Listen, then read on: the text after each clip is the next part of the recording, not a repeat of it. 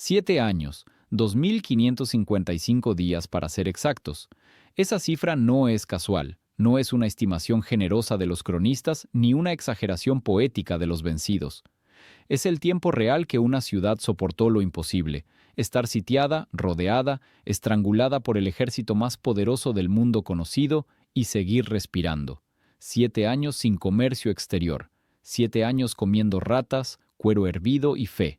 7 años mirando desde las murallas a decenas de miles de hombres que esperaban pacientemente tu muerte. 7 años en los que cada amanecer era una anomalía estadística, un insulto a la lógica militar, un milagro que se repetía hasta volverse rutina. Pero esto no es la historia de un milagro, es la historia de algo mucho más perturbador: la voluntad humana convertida en arquitectura, la paranoia convertida en geometría, el miedo ancestral a la aniquilación transformado en piedra, cal y sangre. Constantinopla, la reina de las ciudades, la nueva Roma, la capital del mundo cristiano. Pero esos títulos grandilocuentes ocultan una verdad más oscura. Constantinopla no era solo una ciudad, era una obsesión militar, un experimento de supervivencia a escala civilizacional, una fortaleza construida bajo el supuesto de que algún día, inevitablemente, el mundo entero querría verla arder. Y ese día llegó en el año 674 después de Cristo, no con un ejército cualquiera, no con bárbaros desorganizados ni con saqueadores de frontera. Llegó con el califato omeya, la máquina de guerra más sofisticada y letal que había pisado la tierra desde las legiones romanas. Un imperio que en solo 40 años había conquistado desde las fronteras de la India hasta las costas del Atlántico. Un imperio que no conocía la palabra derrota en su vocabulario estratégico. Y ese imperio decidió que Constantinopla debía caer. Porque Constantinopla no era solo una ciudad rica, era un símbolo, era la última gran ciudadela del cristianismo oriental, era la llave que separaba Asia de Europa, era el tapón que impedía que el Islam se derramara sobre el Mediterráneo como un océano de fuego y acero. Quien controlara Constantinopla, controlaría el mundo conocido. Quien la destruyera, borraría 1000 años de historia de un solo golpe. Los árabes llegaron con una flota que oscureció el mar de Mármara. Más de 1800 naves, según las crónicas bizantinas. Aunque el número real probablemente fuera menor, la percepción es parte del arma psicológica. Imagina estar parado en las murallas marítimas de Constantinopla, mirando hacia el horizonte y no ver agua, solo madera, solo velas, solo la certeza geométrica de tu aniquilación próxima. Y en tierra, el panorama no era mejor. 30.000 soldados, tal vez 40.000, rodearon la ciudad como una serpiente que aprieta lentamente. Cortaron todas las rutas terrestres, bloquearon todos los suministros, instalaron campamentos permanentes, construyeron pozos, hornos, talleres. No era un sitio temporal, era una declaración de intenciones. No nos iremos hasta verte morir. Dentro de las murallas, 100.000 almas atrapadas, nobles y mendigos, sacerdotes y prostitutas, soldados profesionales y panaderos armados con cuchillos de cocina. Todos unidos por una realidad simple y aterradora. No había salida, no había refuerzos en camino, no había plan de rescate, solo piedra, fe y tiempo. ¿Cómo sobrevive una ciudad 7 años sin contacto exterior? ¿Cómo evitas la hambruna, la peste, el colapso social, la traición interna, la locura colectiva? ¿Cómo mantienes a la gente luchando cuando cada día que pasan encerrados es un día más cerca del infierno estadístico? La respuesta no es bonita, no es inspiradora en el sentido tradicional. Es oscura, brutal y profundamente humana. Pero antes de entender cómo resistieron, necesitas entender algo más fundamental. ¿Por qué esas murallas eran diferentes? ¿Por qué Constantinopla no era Jerusalén, ni Alejandría, ni ninguna otra gran ciudad que cayó ante el Islam en décadas anteriores? Porque Constantinopla había sido diseñada por hombres que conocían íntimamente el rostro de la muerte, hombres que habían visto imperios colapsar, hombres que entendían que la historia no es un río pacífico, sino un océano de sangre con momentos breves de calma. Y esos hombres construyeron algo que no debería existir, una ciudad imposible de conquistar, hasta que alguien intentó lo imposible durante 7 años seguidos.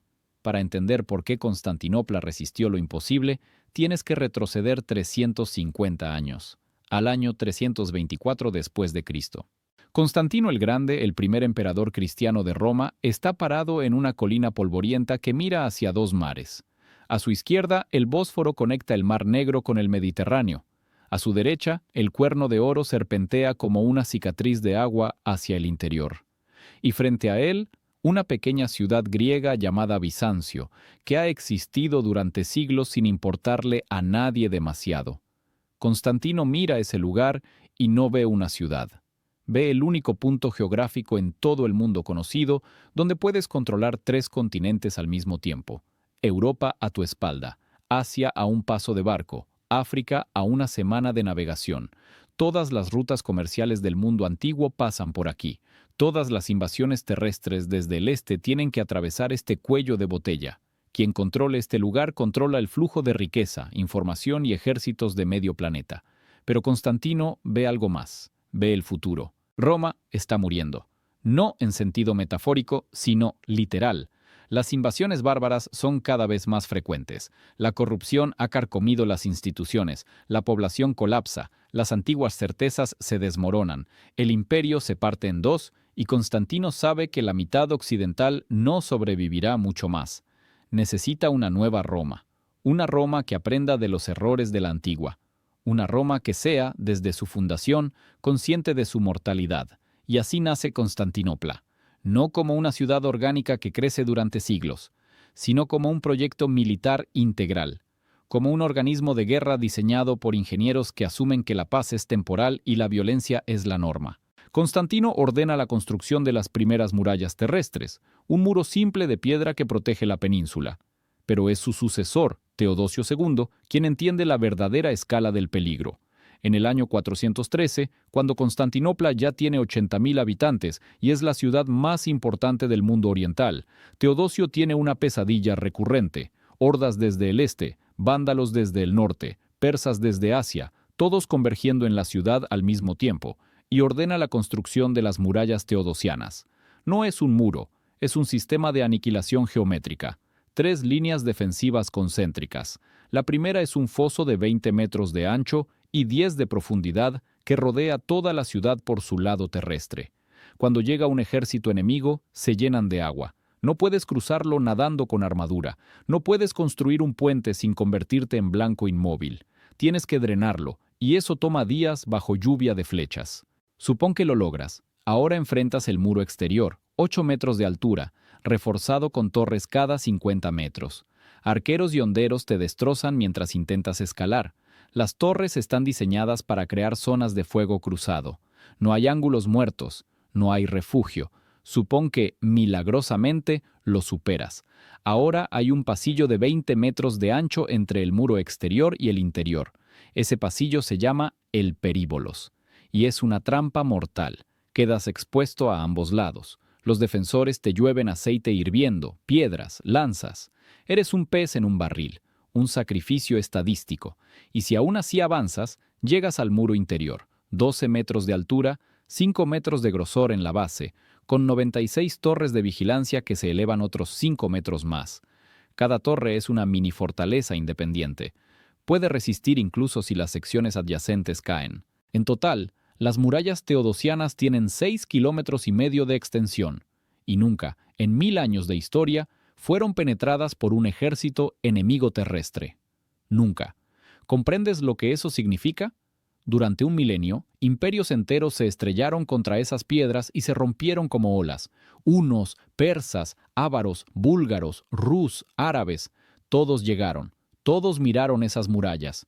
Todos entendieron la misma verdad descorazonadora. Escalarlas cuesta más vidas de las que tienes, pero las murallas terrestres son solo una parte de la ecuación. Por el lado del mar, Constantinopla tiene otra ventaja, la cadena del Cuerno de Oro, una cadena masiva de hierro y bronce que se extiende a través de la entrada del puerto, de costa a costa. Cuando está levantada, ninguna flota enemiga puede entrar. Ningún barco de asedio puede acercarse a los muros marítimos, que aunque menos impresionantes que los terrestres, siguen siendo formidables. Y luego está el arma secreta, el fuego griego. Nadie sabe exactamente qué era. Los bizantinos protegieron la fórmula con fanatismo. Lo que sabemos es esto. Era un líquido incendiario que se lanzaba desde sifones instalados en barcos de guerra. Ardía en contacto con el agua. No podías apagarlo, se pegaba a la madera, a la carne, al metal, convertía barcos en piras flotantes en segundos, y el sonido que hacía al dispararse, según las crónicas árabes, era como el rugido de un dragón pariendo el infierno. Imagina ser un marinero árabe en el año 674. Tu flota acaba de rodear Constantinopla. Tienes órdenes de bloquear el puerto, de impedir que los suministros entren. Es un trabajo simple, rutinario. Has participado en 10 sitios anteriores, sabes cómo funciona esto, y entonces ves algo que tu cerebro no puede procesar. Un barco bizantino se acerca a velocidad suicida. En su proa hay un tubo de bronce con forma de cabeza de león, y de las fauces de ese león sale un chorro de líquido naranja que parece lava licuada. Golpea tu barco. La madera se enciende instantáneamente, las velas se convierten en cortinas de fuego. Tus compañeros saltan al agua para escapar del calor y el fuego los persigue. Arde sobre las olas, los hombres se retuercen bajo el agua tratando de apagarse y el fuego espera en la superficie como un depredador paciente. No es guerra, es brujería, es el fin del mundo en forma líquida. Ese terror psicológico es tan importante como las murallas físicas, porque Constantinopla no solo tenía defensas materiales, tenía algo más valioso, una reputación de invencibilidad. Generaciones de soldados enemigos crecieron escuchando historias sobre la ciudad que no puede caer, la ciudad que devora ejércitos, la ciudad protegida por Dios, por la Virgen María, por ángeles invisibles que pelean en las almenas durante la noche. Y cuando la superstición se encuentra con la ingeniería militar superior, obtienes algo casi imposible de vencer, un enemigo que ya está medio derrotado antes de lanzar la primera piedra.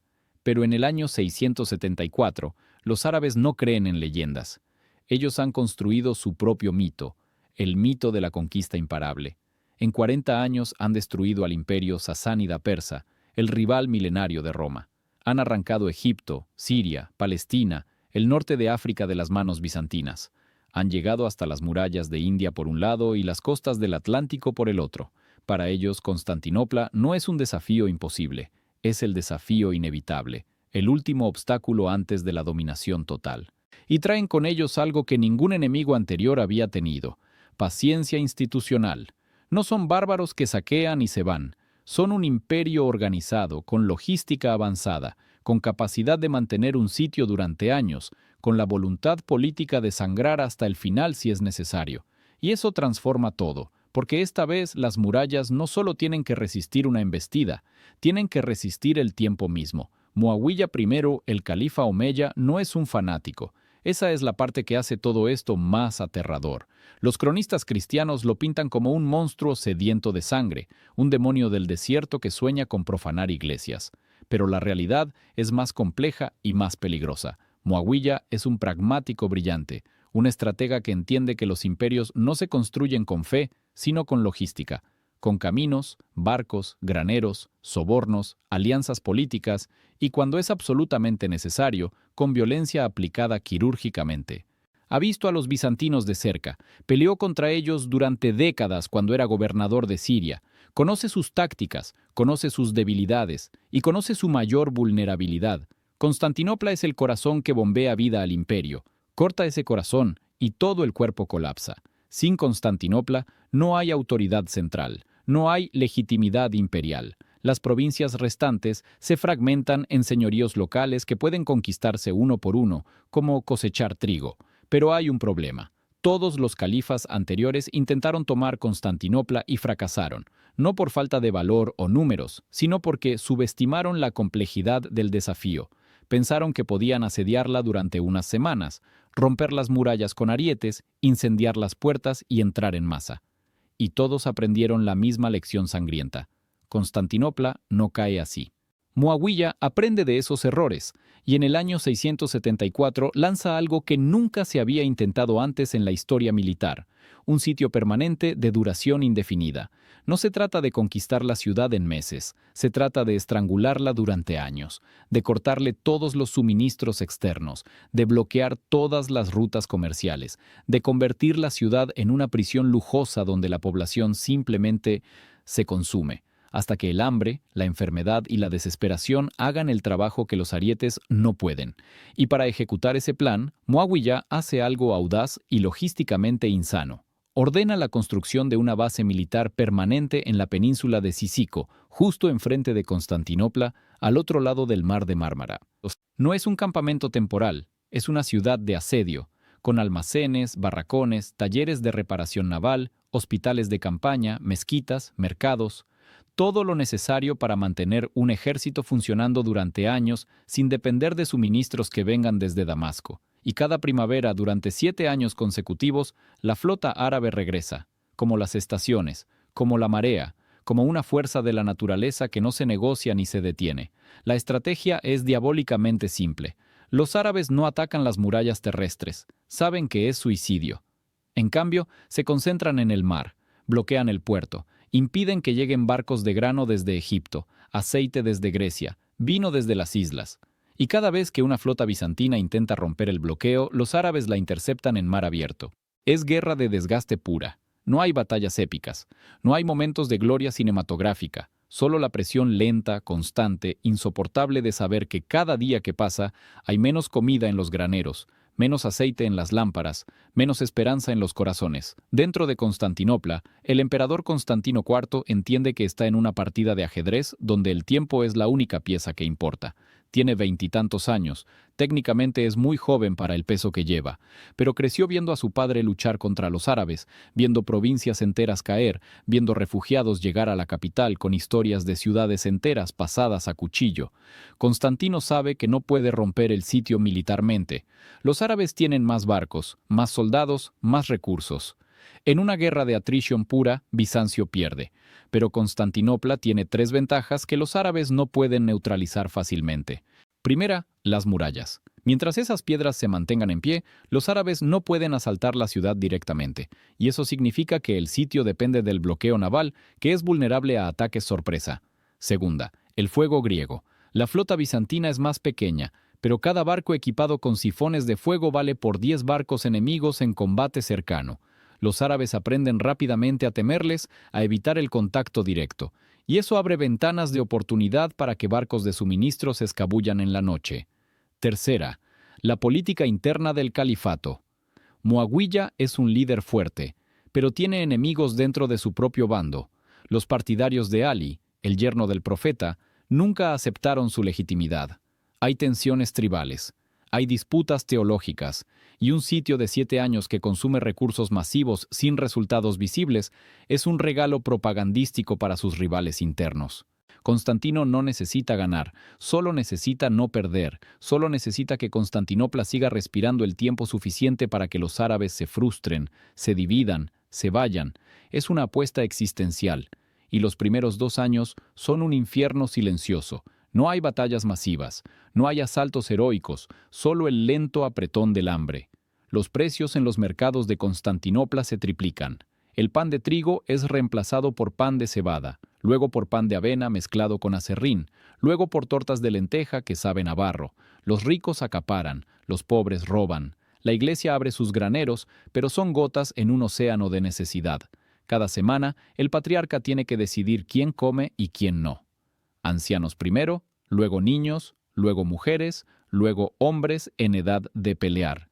Es una matemática de pesadilla donde cada caloría tiene un valor estratégico. Y en las murallas, los soldados vigilan, día tras día, mirando los campamentos árabes al otro lado del foso, tan cerca que pueden oler la comida que cocinan, tan cerca que pueden escuchar sus risas, sus oraciones, sus canciones. Es una tortura psicológica por proximidad. Los árabes no tienen prisa, comen bien, reciben suministros regulares desde Cícico, se turnan en los campamentos, rotando tropas frescas cada pocos meses. Para ellos esto no es un sufrimiento, es un trabajo, aburrido, sí, pero tolerable. Mientras tanto, dentro de las murallas, la gente empieza a preguntarse, ¿vale la pena? ¿Vale la pena morir lentamente de hambre para preservar un imperio que tal vez ya no existe fuera de estas piedras? Y esa pregunta, más que cualquier ariete o catapulta, es el arma más peligrosa en un sitio largo, porque cuando la gente deja de creer en la victoria, empieza a buscar alternativas. Y la alternativa más obvia es la traición. El tercer año del sitio comienza con una novedad aterradora. Los árabes construyen catapultas. No son las primitivas máquinas de torsión romanas, son diseños nuevos, inspirados en ingeniería persa y china, trebuchets de contrapeso que pueden lanzar piedras de 100 kilos a 200 metros de distancia. Y los árabes las posicionan en las colinas al otro lado del foso, justo fuera del alcance efectivo de los arqueros bizantinos. Cada mañana, durante semanas, las piedras caen. No contra las murallas, eso sería inútil. Las murallas teodosianas pueden absorber ese castigo indefinidamente. No, las piedras caen sobre la ciudad, sobre casas, sobre mercados, sobre iglesias. El objetivo no es militar, es psicológico. Cada roca que destroza un techo es un mensaje. No estáis seguros, ni siquiera detrás de vuestras murallas invencibles. Podemos alcanzaros, podemos matarte mientras duermes, mientras rezas, mientras finges que todo estará bien. Y funciona. La moral empieza a fracturarse. Las familias ricas comienzan a enviar sirvientes a los campamentos árabes en secreto, negociando términos de rendición privada. Si la ciudad cae, protegednos. Tenemos oro, tenemos información, tenemos todo lo que queráis. Constantino IV lo sabe. Sus espías le traen informes y enfrenta una decisión imposible. ¿Ejecutas a los traidores públicamente para enviar un mensaje arriesgándote a que las ejecuciones desmoralicen aún más a la población? ¿O finges que no sabes, mantienes la ilusión de unidad, pero permites que la gangrena de la traición se extienda en secreto? Elige un término medio brutal. Las ejecuciones se hacen, pero en privado. Los cuerpos desaparecen. Las familias reciben compensaciones silenciosas para evitar venganzas, y el mensaje se esparce en susurros. El emperador sabe, cuida tu lengua. Es gobierno por terror contenido. No es heroico, no es inspirador, es oscuro, pragmático y necesario. Pero la traición más peligrosa no viene de comerciantes asustados. Viene de un lugar mucho más inesperado, el ejército. Un general llamado Saborios, comandante de uno de los tagmata, unidades de élite bizantinas, empieza a preguntarse en voz alta si el sitio es sostenible. No es cobardía, es matemática fría. Los graneros están al 30%. Las reservas de aceite, que alimentan el fuego griego, están bajando. Y cada mes que pasa, los soldados están más flacos, más lentos, más débiles. Saborios propone algo radical, una salida negociada. Ofrecer tributo a los árabes a cambio de que levanten el sitio. No es rendición total, argumenta.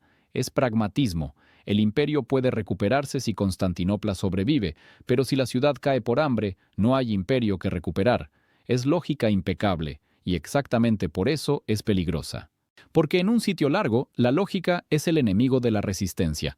La resistencia requiere fe irracional, requiere creer que de alguna forma, en contra de todas las probabilidades, vas a sobrevivir.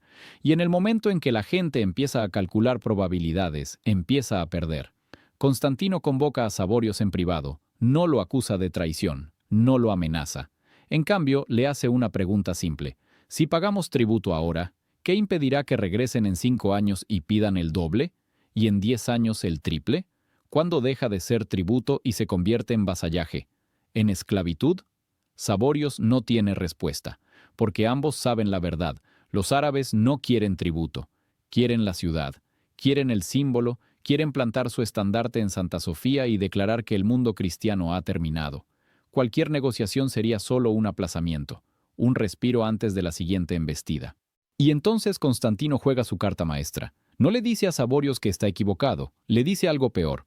Tienes razón, tal vez perdamos, tal vez moriremos todos de hambre, pero si nos rendimos ahora, moriremos de todas formas. Los árabes no perdonan cobardías. Y nuestros propios aliados en Occidente nos abandonarán como traidores. Así que la única diferencia entre pelear y rendirnos es esta. Si peleamos, existe una posibilidad, por pequeña que sea, de que algo cambie. Un error árabe, una tormenta que destruya su flota, una rebelión interna en Damasco, algo.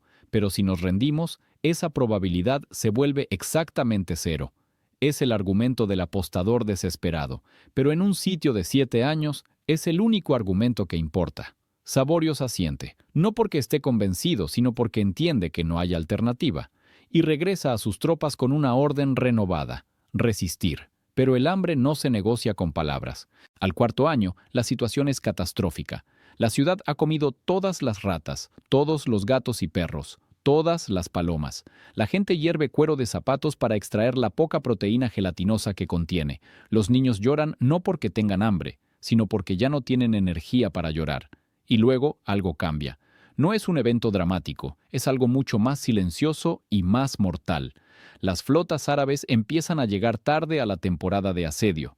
Normalmente cada primavera, los barcos zarparían de los puertos sirios en marzo, llegarían a Constantinopla en abril, mantendrían el bloqueo durante el verano y el otoño, y regresarían antes del invierno. Pero en el cuarto año llegan en mayo, y no con toda la flota, solo 2/3. Los espías bizantinos en Cícico reportan algo interesante. Hay tensión en los campamentos árabes, peleas entre unidades de diferentes tribus, quejas sobre la duración del despliegue, soldados que se preguntan por qué siguen aquí, año tras año, mirando las mismas murallas, logrando exactamente nada visible. Constantino huele sangre en el agua, ordena algo audaz, un ataque sorpresa con fuego griego en plena noche, no contra la flota principal, sino contra los barcos de suministro que conectan Cícico con los campamentos de asedio. Es una operación suicida. Los barcos bizantinos tienen que navegar en silencio absoluto, sin antorchas, guiándose por las estrellas y la memoria. Si los descubren antes de llegar a rango de los sifones, serán rodeados y destruidos. Pero funciona. Los barcos de suministro árabes están anclados sin vigilancia adecuada. Los bizantinos se acercan como fantasmas, y cuando los sifones escupen fuego, el cielo nocturno se convierte en un infierno naranja. 8 barcos de suministro destruidos. 2 más capturados intactos, con grano, aceite y, lo más importante, información. Mapas de las rutas de suministro, cartas entre comandantes árabes que revelan divisiones internas, quejas sobre Muawiyah. No es una victoria militar decisiva, pero es algo mucho más valioso. Es prueba de que el enemigo no es invencible, que comete errores, que está cansado. Y dentro de Constantinopla, esa pequeña victoria hace más por la moral que 1000 discursos del emperador. La gente empieza a creer de nuevo, no en la victoria fácil, sino en algo más modesto y poderoso, en la posibilidad de sobrevivir un día más.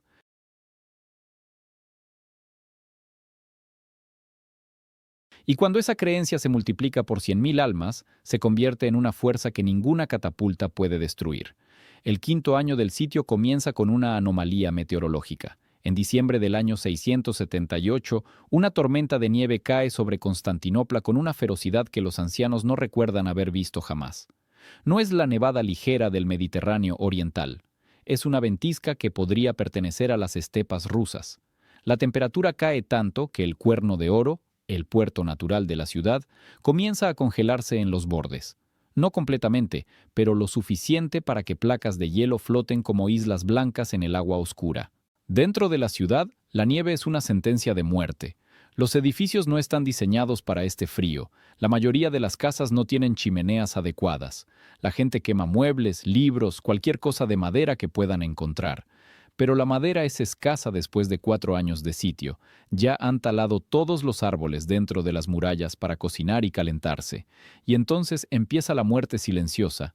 Ancianos que se duermen y no despiertan, congelados en sus lechos. Niños desnutridos cuyas defensas colapsan ante la hipotermia. Familias enteras amontonadas en una sola habitación, compartiendo el calor corporal, rezando para ver el amanecer. Las calles se vacían. No porque la gente se esconda, sino porque caminar en la nieve con el estómago vacío es gastar energía que no tienes. Así que la ciudad entera se convierte en un mausoleo blanco y silencioso. Pero afuera, en los campamentos árabes, la situación es peor. Los soldados del desierto no están equipados para esto, nunca lo estuvieron. Traen tiendas diseñadas para protegerse del sol, no del frío ártico. Sus ropas son ligeras. Sus estrategias de supervivencia están calibradas para el calor extremo, no para el hielo. Y el campamento de Cícico, al otro lado del mar, está completamente aislado por las tormentas. Los barcos no pueden cruzar el Mármara con olas de 5 metros y vientos que arrancan las velas. Así que las tropas que rodean Constantinopla están solas, sin refuerzos, sin suministros frescos y sin ninguna forma de regresar. Tienen que aguantar o morir. Muchos eligen inconscientemente la segunda opción. Los espías bizantinos que observan desde las murallas reportan algo escalofriante. Hogueras funerarias en los campamentos árabes. Decenas cada noche. Los árabes están quemando a sus propios muertos porque el suelo está demasiado congelado para cavar tumbas. Y luego, algo inesperado. A mediados de enero, un grupo de soldados árabes aparece frente a las puertas principales de Constantinopla.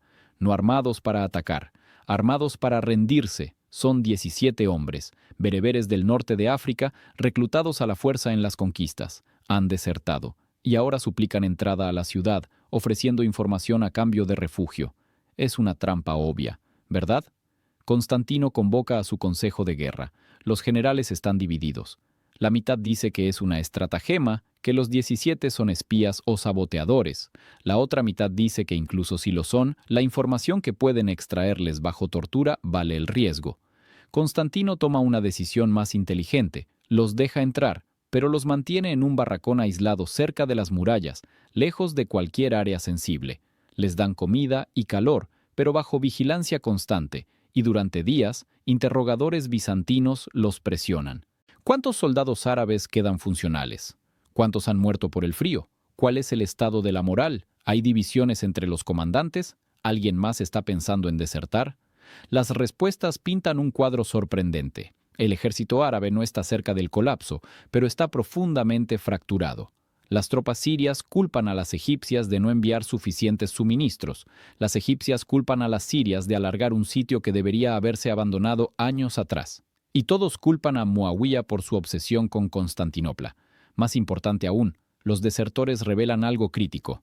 La flota árabe planea un asalto masivo en la primavera, un último empuje desesperado. Van a concentrar todos sus barcos, todas sus tropas, y lanzar un ataque coordinado contra las murallas marítimas y terrestres al mismo tiempo. Es una apuesta de todo o nada. Si falla, el sitio termina. Muawiyah no podrá justificar un 8º año ante su propio pueblo. Constantino entiende lo que esto significa. El sitio está en su fase terminal. Una de las dos civilizaciones va a romperse en los próximos meses, y quien quiera que tenga la última reserva de voluntad ganará. Ordena una movilización total. Cada hombre y mujer en edad de pelear es convocado. Los ancianos que aún pueden sostener una lanza son asignados a puestos en las murallas. Los niños mayores de 12 años son entrenados como corredores, llevando mensajes entre secciones. Las mujeres fabrican flechas, reparan armaduras, preparan aceite hirviendo. Constantinopla deja de ser una ciudad y se convierte en una máquina de guerra total. Y mientras tanto, en secreto, Constantino juega su última carta. Envía emisarios en barcos rápidos hacia el norte, hacia las estepas, hacia los búlgaros, los enemigos ancestrales de Bizancio que han saqueado los Balcanes durante generaciones. El mensaje es simple. Los árabes están aquí, concentrados en Constantinopla. Sus flancos están expuestos, sus líneas de suministro son vulnerables. Si atacáis ahora, mientras están distraídos, podéis saquear sus campamentos y robar toda la riqueza que han acumulado para el sitio. Es una alianza del diablo. Bizantinos pidiendo ayuda a bárbaros contra otro imperio civilizado. Pero Constantino no tiene orgullo que preservar, solo tiene una ciudad que salvar. Y los búlgaros, siendo pragmáticos, aceptan. En marzo del año 678, justo cuando la nieve empieza a derretirse, 80.000 jinetes búlgaros cruzan el Danubio y caen como una plaga sobre los campamentos de suministro árabes en Tracia. No es una batalla ordenada, es un saqueo caótico. Los búlgaros no pelean como ejército regular, son hordas de caballería ligera que aparecen de la nada, incendian almacenes, roban ganado, matan centinelas y desaparecen antes de que lleguen refuerzos. Y los árabes, que han concentrado todo su esfuerzo en Constantinopla, no pueden responder adecuadamente. Tienen que elegir, envían tropas a defender los campamentos traseros y debilitan el sitio, o ignoran a los búlgaros y arriesgan perder todas sus líneas de suministro. Es la pesadilla táctica que Constantino ha estado esperando durante 5 años. El enemigo dividido, reaccionando, improvisando, perdiendo la iniciativa. Y mientras los comandantes árabes debaten qué hacer, la primavera llega. Las flotas árabes empiezan a reunirse para el asalto final, pero están incompletas. Muchos barcos no llegaron a tiempo porque las rutas estaban siendo atacadas por búlgaros. Las tripulaciones están exhaustas y, más importante, están asustadas. Porque los rumores del fuego griego se han magnificado durante el invierno. Los marineros árabes se cuentan historias en las que barcos enteros desaparecen en columnas de fuego verde, en las que el fuego persigue a los nadadores bajo el agua, en las que la propia superficie del mar se enciende como si el infierno se hubiera abierto. Y cuando el asalto finalmente comienza, en abril del año 678, esas historias se hacen realidad. La flota árabe se acerca en formación masiva. 200 barcos, remando en sincronía, con soldados abarrotados en las cubiertas, listos para desembarcar en las playas bajo las murallas marítimas. Y desde las torres costeras de Constantinopla, los sifones de fuego griego abren sus fauces. No es un ataque quirúrgico, es un apocalipsis líquido.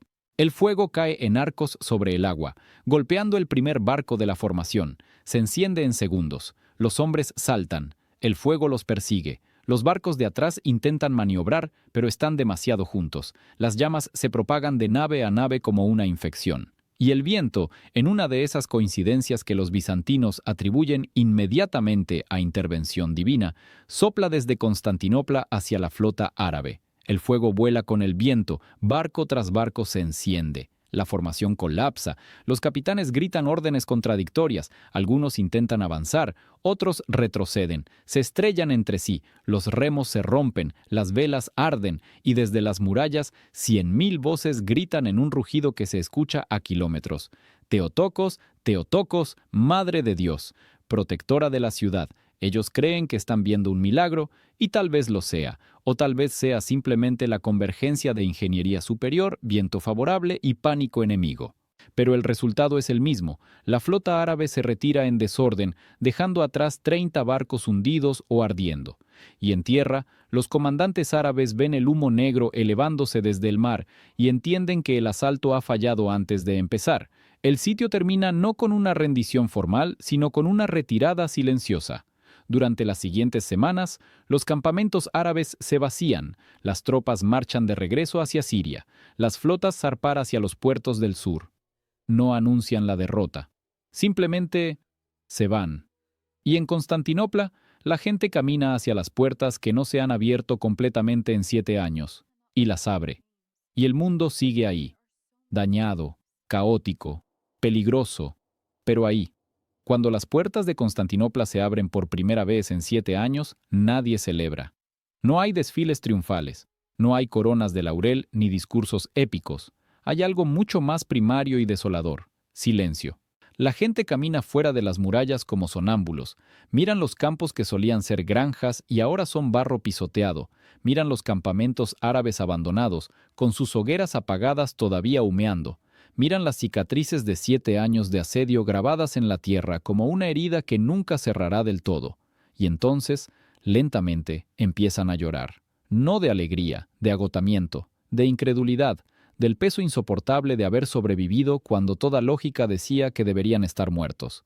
Constantinopla ha resistido, pero la ciudad que abre sus puertas no es la misma que las cerró. La población ha colapsado. 100.000 almas al inicio del sitio, quizás 60.000 al final.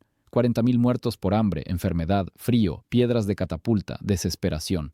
No en batallas gloriosas, no defendiendo las murallas con espadas en alto. Simplemente consumidos, evaporados, borrados por la matemática brutal de un sitio largo. Los supervivientes son espectros. Hombres de 30 años que parecen de 60. Mujeres que han enterrado a 3 hijos y ya no recuerdan cómo sonreír. Niños que crecieron conociendo solo murallas, solo hambre, solo el sonido de las piedras cayendo en la distancia. Y los muertos no tuvieron funerales adecuados.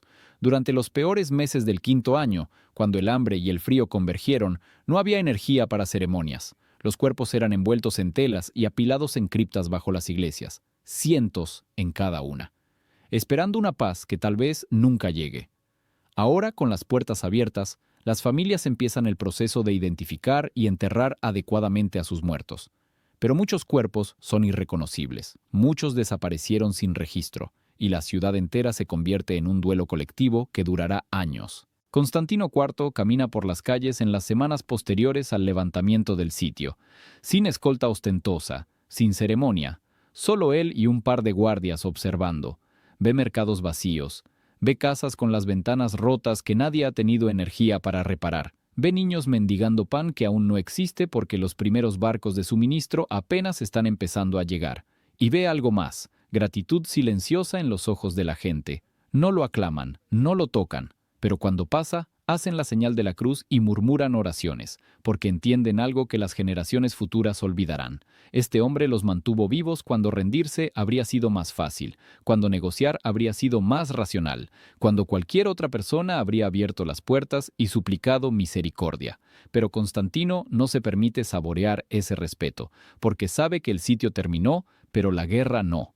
Los árabes no firmaron un tratado de paz, no reconocieron la derrota, simplemente se fueron, y volverán, tal vez en 5 años, tal vez en 10, pero volverán, porque Constantinopla sigue siendo lo que siempre fue, la llave del mundo, y la ciudad no puede resistir otro sitio de 7 años. No tiene población, no tiene reservas, no tiene margen de error, así que Constantino hace algo que ningún emperador bizantino ha hecho en generaciones, busca alianzas activamente, no como superior benevolente otorgando favores, sino como igual desesperado negociando supervivencia.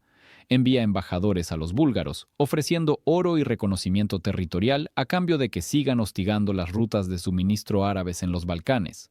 Los búlgaros, que esperaban ser castigados por sus saqueos históricos, aceptan sorprendidos. Envía misivas al Papa en Roma, pidiendo apoyo político y tal vez tropas.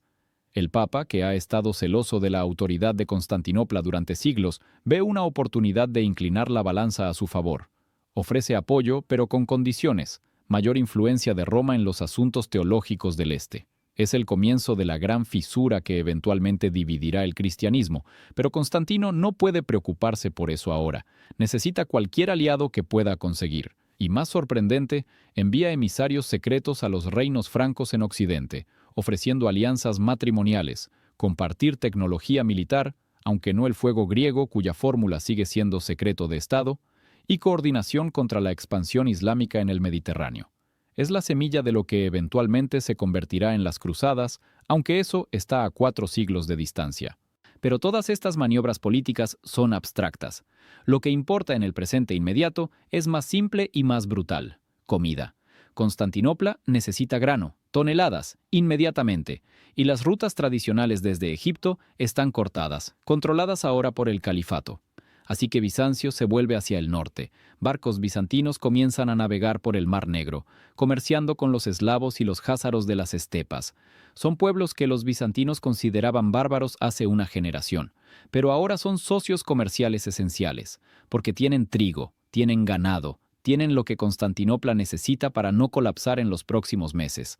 Es una humillación silenciosa para el Imperio Romano de Oriente, depender de tribus nómadas para su supervivencia básica. Pero el orgullo es un lujo que los imperios moribundos no pueden permitirse, y lentamente, dolorosamente, Constantinopla empieza a sanar. Los mercados se llenan de nuevo, no con la abundancia de antes, pero con lo suficiente para que la gente deje de morir de hambre. Las familias empiezan a reparar sus casas, los talleres reabren, los artesanos vuelven a trabajar, pero hay una sombra que nunca se va. En las noches, cuando la ciudad debería estar durmiendo, hay más gente despierta de lo normal, parados en balcones, mirando hacia el horizonte, escuchando sonidos que no existen, esperando barcos que no vienen. Es el trauma colectivo de un sitio largo, y no se cura en meses ni en años. Se transmite de generación en generación, codificado en la arquitectura, en las leyes, en la forma en que la gente habla sobre el futuro, siempre con la condicional sí. Si sobrevivimos el invierno, si los árabes no regresan, si las murallas se mantienen. Nunca cuándo. Siempre sí. Y las murallas. Las murallas se convierten en objeto de culto religioso. La gente les reza como si fueran santas. Dejan ofrendas al pie de las torres. Los sacerdotes bendicen las piedras cada primavera, porque esas piedras son lo único que se interpuso entre la civilización y el abismo. Y Constantino ordena algo que nunca antes se había hecho: un censo completo de la ciudad. No para cobrar impuestos, para saber exactamente cuánta gente quedó, cuántos hombres en edad militar, cuántas mujeres en edad fértil, cuántos niños. Los números son escalofriantes. Constantinopla tiene la capacidad de albergar 200.000 personas. Ahora viven 60.000. Más del 70% de las casas están vacías. Barrios enteros son ciudades fantasma. Y el emperador hace algo radical. Ofrece tierras y exenciones fiscales a cualquiera que quiera mudarse a Constantinopla. Campesinos de Anatolia, refugiados de las provincias perdidas, incluso esclavos liberados que acepten servir en la milicia. Es una política de inmigración masiva impulsada por el pánico existencial, Y funciona. Lentamente, la población empieza a recuperarse. No será hasta 2 generaciones después que Constantinopla regrese a su tamaño presitio, pero al menos la hemorragia se detiene. Mientras tanto, en Damasco, Muawiyah enfrenta sus propias consecuencias. El fracaso en Constantinopla no lo destrona, pero lo debilita. Sus rivales internos, especialmente los partidarios chiítas de Ali, usan el sitio fallido como propaganda. Gastó 7 años y miles de vidas persiguiendo una obsesión, y no logró nada. ¿Es este el liderazgo que el Islam necesita? Muawiyah responde con una combinación de represión y distracción. Ordena purgas contra los elementos más vocales de la oposición y redirige la energía militar del califato hacia otras fronteras, el norte de África, Asia Central, India. Constantinopla se convierte en tema tabú. Nadie habla oficialmente del sitio. Es como si esos 7 años hubieran sido borrados de la historia oficial, pero los soldados que estuvieron allí no olvidan. Y en las cantinas de Damasco, en las tiendas de los campamentos militares, circulan historias. Historias sobre murallas que no se pueden romper, sobre fuego que arde en el agua, sobre una ciudad maldita protegida por demonios vestidos de ángeles. Y cuando, años después, otros califas consideran intentar de nuevo conquistar Constantinopla, esas historias resurgen. Y los generales veteranos dicen, no, no de nuevo, hay formas más fáciles de morir. Esa es la victoria real de Constantino. No mató al califato, no lo derrotó militarmente en campo abierto, pero grabó en la memoria institucional del enemigo una verdad simple y aterradora. Constantinopla no vale el precio, y esa percepción compra tiempo, décadas, siglos incluso. Tiempo suficiente para que el imperio bizantino se estabilice, para que Europa occidental se organice, para que el equilibrio de poder se reacomode. Y todo eso porque una ciudad decidió que morir lentamente era preferible a rendirse rápido. Hay una pregunta que los historiadores debaten durante siglos después. ¿Qué habría pasado si Constantinopla caía en el año 678?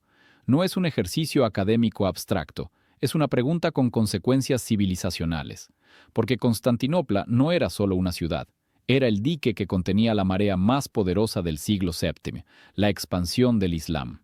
Piénsalo así, en el año 650 el califato controla Arabia, Persia, Egipto, Siria, Palestina, el norte de África. Es el imperio más grande desde Alejandro Magno y está en pleno momentum.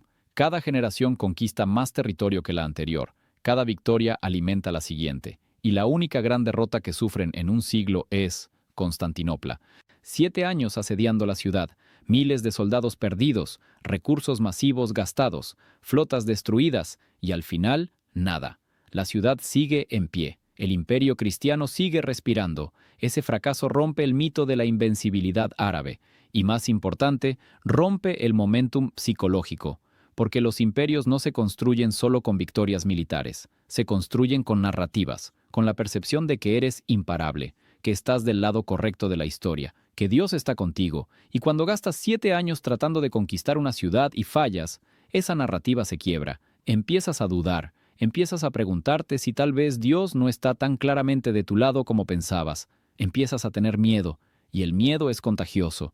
Después del sitio fallido de Constantinopla, el califato omeya no intenta otra invasión masiva de territorio bizantino durante décadas. Se concentran en otras fronteras, India, Asia Central, España.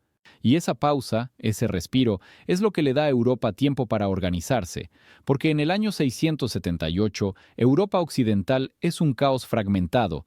Los reinos francos están divididos, Italia es un mosaico de ducados y repúblicas, Inglaterra es un campo de batalla entre anglosajones. No hay Europa como concepto político, solo hay tribus germánicas peleando por territorios que antes fueron romanos. Si Constantinopla cae en 678, los árabes no se detienen ahí, cruzan los Balcanes, entran en Grecia, navegan hacia Italia y encuentran un continente completamente incapaz de resistir una invasión organizada. No es especulación salvaje, es lo que casi sucede 50 años después, cuando los árabes cruzan el estrecho de Gibraltar y conquistan España en solo 7 años, y luego avanzan hacia Francia, y son detenidos en la batalla de Tours en el año 732, a menos de 300 kilómetros de París. Detenidos, no destruidos, detenidos por un ejército franco improvisado liderado por Carlos Martel, que básicamente inventa la caballería pesada europea en el campo de batalla. Pero esa victoria en Tours solo es posible porque los árabes están llegando desde España después de décadas de consolidación. Si hubieran llegado desde los Balcanes en el año 680, con el momentum completo del califato detrás de ellos, no habría habido tiempo para que Europa se organizara. No habría habido Carlos Martel, no habría habido Carlomagno, no habría habido Sacro Imperio Romano Germánico, no habría habido Renacimiento. La historia de Occidente se habría escrito en árabe. Y todo eso se evita porque una ciudad se negó a morir durante 7 años. Esa es la verdadera escala de lo que sucedió en Constantinopla. No es solo la historia de un sitio, es el punto de inflexión que determinó el equilibrio civilizacional de los siguientes 1000 años. Y las personas dentro de esas murallas no lo sabían, no estaban pensando en grandes términos históricos, estaban pensando en cómo conseguir pan para mañana, cómo mantenerse calientes esta noche, cómo no volverse locos mirando las mismas piedras cada día durante 7 años. Pero la suma de esas pequeñas decisiones diarias, esas pequeñas resistencias, se acumula en algo monumental. Constantino IV muere en el año 685, solo 7 años después del levantamiento del sitio. Tiene 33 años. Joven, pero su cuerpo está destrozado por el estrés, por las noches sin dormir, por el peso de decisiones imposibles. Y cuando muere, no es recordado como un gran conquistador.